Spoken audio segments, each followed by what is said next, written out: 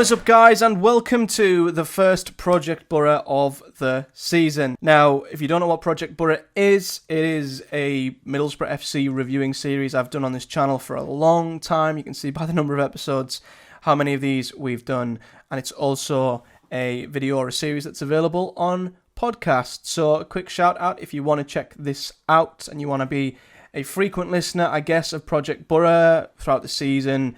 We're going to be doing not only game reviews, but game previews this season. So if you like watching it on YouTube, stick around. If you want to listen to it on the go on Spotify, link is in the description. But today we're going to be doing our first Project Boro of the season, a mini one, just having a little pit stop tour of pre-season so far. Obviously, we've still got 2 pre-season friendlies left, and we'll probably do another little more in-depth season preview ahead of the Swansea game after next weekend's final pre-season friendly against Heerenveen. But Boro, so far, how are we looking? Now, obviously, we did have a behind closed doors friendly in Portugal against Portuguese, whatever their leading division is, Division 1 side, Premier League side, whatever they want to call it. In Portugal, we did have a game against Vitória, which we lost, but since coming back, we've had 3 pre-season games on home soil, and we've looked pretty darn good in each of them. We beat Bolton 3-0, a team that lost in the League One playoffs last season in the final, a team who should be in our division, really. We went to Gateshead, won 1-0, and then today, of day of recording, we beat Doncaster 5-3. In an 8-goal thriller. So, going into this season so far, and with pre-season, I am really happy with how Boro are looking. Compare it to last season. We brought in so many new players who had to step into the boots of the Akpoms and the Giles and the Ramseys, and the drop-off in quality was huge, and we brought a lot of players in who were new to the league, they were new to the team, new to one another, and it was never realistic to expect it to all click together in time for the season, really. And although we had a few good moments in games, it was obvious going into the season that we were just slightly underprepared with players that hadn't settled yet. They were still finding them connections with their teammates, getting that chemistry. And some even probably didn't know their correct position. We had Morgan Rogers up front, for example, in the first few games. But what I will say is, with still 2 friendlies to go, Boro look ready. If the season started tomorrow, I'd be happy, I'd be content, and I'd be confident. I really would. And the reason why I've done this video today specifically after the Doncaster game is I think it's quite a substantial one, because it was the first time I think we've seen Michael Carrick start with the 11 that I believe he will start with in the opening game of the season. And every single one who started that game today had played for Boro last season. So albeit some were loans that have joined on a permanent, some joined us in January, every Boro player that started has been a player who's already been in the team and have grown into the team, and they all look absolutely on it. We look so sharp, the chemistry, the connections, everything within the team looks really, really strong, and the number of chances we're creating, the football we're playing, we look like such a fluent, cohesive unit, and a team that as I've said in championship table prediction videos, among others, I've banged this drum since the end of last season. I felt like we went through a lot of the pain and the hard work last season to get in to this season and be here to have a team ready to just kick on. And yet, I would still absolutely want and welcome loads of additions and added quality and added depth. You can never have enough of it, really, but the foundations of this team and what we've got thus far is already absolutely brilliant. Seny Dieng in goal, a fantastic goalkeeper. The back 4, interestingly, looks set. Quite interesting as well that today Carrick went with Rav and Clark, and neither of them got substituted today, which I think is a big vote of confidence that they will be the centre-attacking pairing, the centre-back pairing, that not only finished last season but will start the new season. Interesting that Fry is seemingly out the picture now. Lenihan, of course, still has some way to go, I think, to get fully fit, albeit it was good to see him in the Gateshead game and to score, of course. Ayling on the right has joined permanently, picked up from where he left off. He got a great assist in the Doncaster game today. Lucas Engel is an area of the pitch where I think we do need bodies and added improvement, and this might be me manifesting Ryan Giles coming back here, but if we were to add Ryan Giles, that left-hand side, I think it would take us to that promotion contending level, if I'm honest. I think Engel's good, but we could do better still. And the midfield's an interesting one because we've brought in Aidan Morris as a long-term, I think, replacement for Johnny Howson.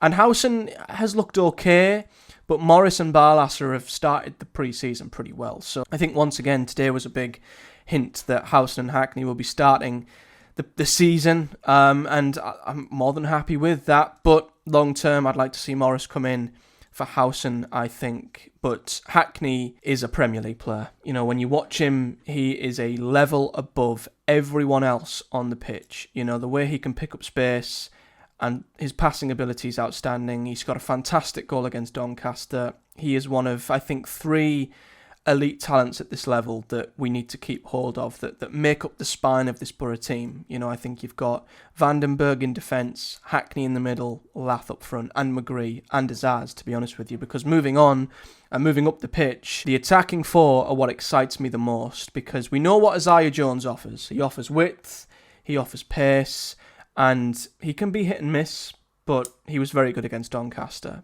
However, the big exciting thing for me that I think has caught my eye the most this summer has been Riley McGree and Finn Azaz. And this is something we didn't see all that much last season because McGree was out injured.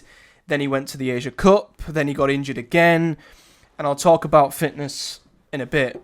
But I think McGree and Azaz could be the difference. And they both look unbelievable together in that, I guess you want to call them, they're like 2 10s, they sort of are, but they're not. Obviously Azaz is the 10, McGree comes in from the left, but they both sort of float in behind Lath, and they will cause havoc. You know, they're both so good at picking up pockets of space in between midfield and defence, and picking out balls, whether it's to Engel or Ayling or Jones, or in behind to Lath. Picking up them two and stopping them from doing what they do best, and that's create chances, will be so difficult. And they seem to have a great understanding between one another. You know, they're never in each other's way. They're always open to passing to one another. Their combination, their chemistry, their understanding of one another is really good. And them two in behind Lath, it makes my mouth water. If I'm honest, it looks to be a really threatening triangle there. And Lath himself, as we know, could he continue from last season? The answer is yes. Obviously, he got a goal after being played in behind against Bolton. The goal he got against Doncaster was more of a rebound, but, you know, he's in the right place once again. He's instinctive. He's anticipating where the ball will be. And all you want from your striker is for him to score goals. And even when he doesn't, he makes so many great runs. He just gives defenders a nightmare. You know, will he run in behind? He can hold it up.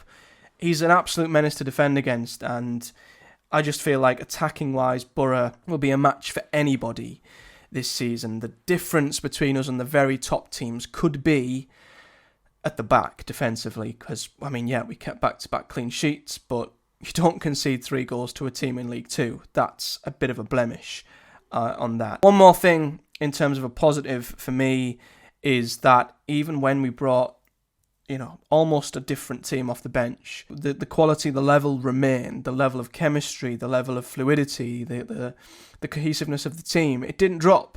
You know, Gilbert coming for Azaz looks fantastic, as he did the end of last season. I think Bergzorg is such an exciting player to watch. He gives us something different, and he's a great player to bring off the bench.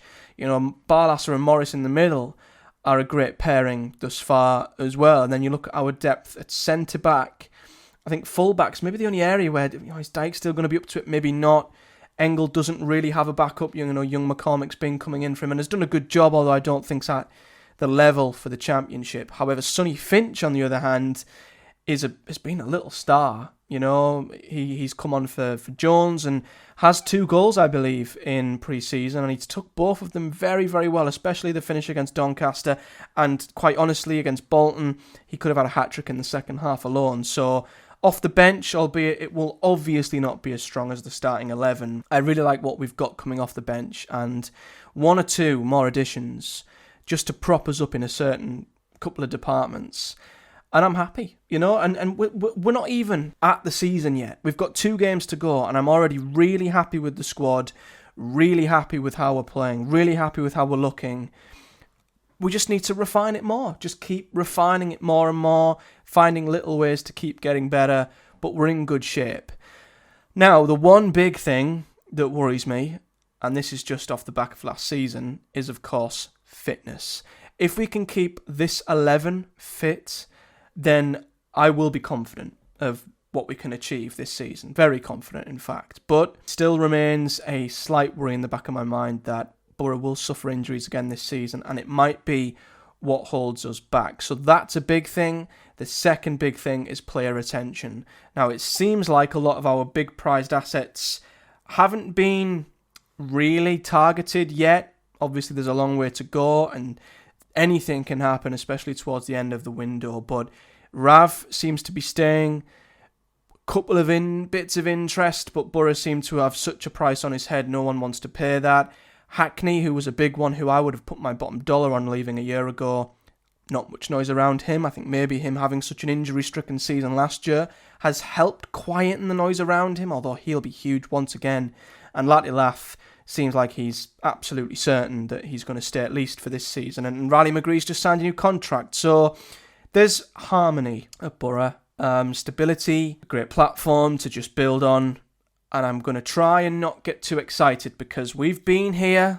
All of us have been there with this football club. They love to get your hopes up and then pull it away from you at the last minute. So I'm going to approach this statement with caution, but I am feeling good and confident about Boro going into the season. And we'll see what the final 2 pre-season games bring. We might lose both 4-0 and go into the season looking like an absolute shit show, but I doubt it. More of the same, please. We've got Harrogate midweek and then Heerenveen on Saturday, and then it's go time, and I cannot wait. So as I say, let me know your thoughts on Boro's pre-season thus far. We'll do another sort of roundup after the Heerenveen game and do more of a season preview / Swansea preview. As I say, we are going to be continuing with the Project Boros that we did throughout all of last season and the season before, where we review every single game. And if you want to listen to it on the go, this will be uploaded onto podcast providers too. Link is in the description. And we're also going to be bringing previews as well this season. So there'll be a Project Boro preview pretty much ahead of every game, unless we've got like 2 games within 3 days or something mental, which might make it difficult. But subscribe for all that good stuff. Hit a like on the video if you've enjoyed it. Comment below your thoughts and where you're at with Boro heading into the new season. And until next time, guys, a big thank you for watching. Do take care, and I'll see you all in the next one. Up the Boro!